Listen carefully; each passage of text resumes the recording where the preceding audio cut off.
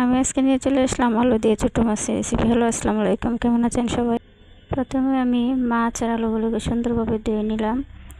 তারপর প্রথমে আমি তেলের মধ্যে দিয়ে দিলাম পেঁয়াজ কুচি, তারপর পেঁয়াজের সাথে আমি আলুগুলোকে দিয়ে দিলাম। আলুগুলো পেঁয়াজের সাথে একসাথে ভেজে নেব। একসাথে তেলের সাথে ভেজে নিলে হয় কি আলুগুলো সুন্দরভাবে একবারে সিদ্ধ হয়, না তুলতুলে হয়। এটা মানে একদম কাঁচা কাঁচা থাকে না, না হয় কিন্তু কাঁচা কাঁচা থাকে অনেকটা।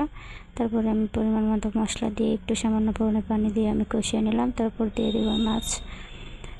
মাছ আমি তখনই দেবো যখন দেখবো তেলটা পরে বেশি আসছে, তাহলে আলুগুলো মানে ঠিকমতো সিদ্ধ হয়ে যায়।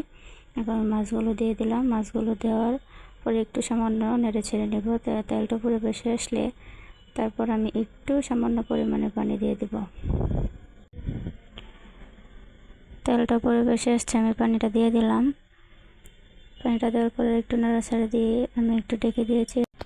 আমি তরকারিটা জাল করে নিয়েছি। এটাই হলো আমার ফাইনাল লুক। কেমন হয়েছে সবাই কমেন্ট করে জানাবেন। আসসালামু আলাইকুম।